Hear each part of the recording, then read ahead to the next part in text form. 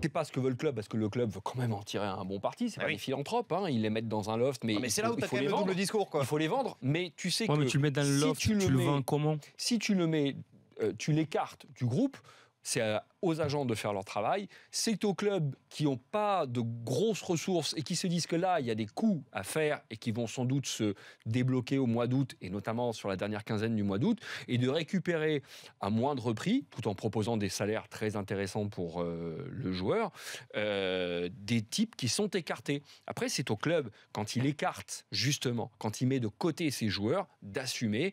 On les met de côté parce que le nouvel entraîneur, la direction sportive n'en veulent plus. On va peut-être perdre de l'argent, mais il ne faut pas non plus que ce soit catastrophique. Mais voilà, c'est le jeu. L'autre chose dont tu parlais par rapport à la situation de Sio, et tu t'en servais comme exemple en disant oui, mais voilà, il n'a pas été vraiment prévenu. Alors ça, encore une fois, bienvenue en France, où on en est toujours à ne pas bien assumer des situations managériales, à ne pas dire les choses très clairement, on ne veut plus de toi. Et en ce sens, ce qui est intéressant par rapport à la situation des lofts, c'est qu'on se rapproche de plus en plus du monde de l'entreprise que nous connaissons tous.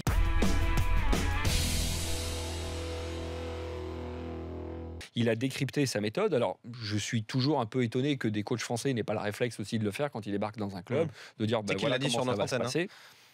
Il a dit sur notre antenne aussi, voilà comment ça se passait au niveau des entraînements. Je vais filmer les entraînements, je vais faire venir un nutritionniste. Alors, je me suis dit, pendant quand même 8-9 années de bail pour Christophe Galtier, est-ce qu'il n'y avait pas au moins des entraînements qui étaient filmés ? Apparemment, non. Mais je ne veux pas faire du Galtier bashing, pas du tout mon propos. Juste, j'apprécie le discours qui décrypte sa méthode. Voilà, c'est pro, c'est carré.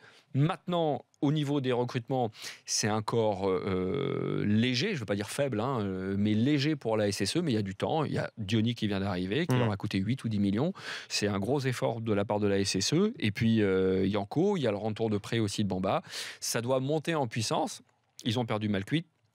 Il y a d'autres joueurs qui sont des lofters aussi qui doivent partir. Donc, OK sur le discours. Maintenant, tu peux me servir le meilleur discours que tu veux. Ta matière première, c'est toujours les joueurs, et j'espère que la cellule de recrutement avec Garcia va pouvoir faire du bon travail pour que, entre ce que dit cet entraîneur espagnol et comment ça va se traduire sur le terrain, ce soit au diapason.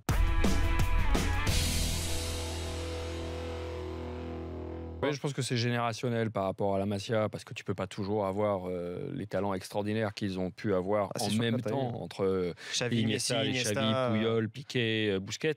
Donc il y a une partie générationnelle. La deuxième chose, je pense que c'est un club qui, avec tous ses cracks, arrive en fin de cycle. Alors, un fin de cycle qui te fait un deuxième de la Liga avec un mano à mano superbe avec le Real, et qui a corrigé le Real à Bernabeu. Oui, mais justement, face aux gros, ils ont toujours été réguliers cette saison, mais face aux petits, ils ont eu des gros trous d'air. Mais je pense que ces trous d'air aussi, ça correspond à une fin de cycle avec des types qui se sont gavés sur la scène mondiale. Tu vois Pedro, par exemple, tu le laisses partir, et aujourd'hui, tu recrutes Alcacer, qui, pour moi, ne vaut pas plus que lui dans le futur. Tu vois ce que je veux dire? Je vois. C'est générationnel, certes, mais pour moi, tu donnes pas Mounir El Haddadi, tu donnes pas des chances comme on le faisait avant. Peut-être qu'aujourd'hui, si on avait un Messi dans la Masia, on n'aurait peut-être pas eu cette chance qu'il a eu il y a 6, 7, 8, 10 ans. Tu l'as dit aussi, ils se sont un peu plantés, un peu peut-être moins cette saison, mais la saison précédente dans le recrutement, sur des joueurs de remplacement, les Vermaelen, les Mathieu. Et on a vu que cette saison, le banc était un véritable problème du Barça.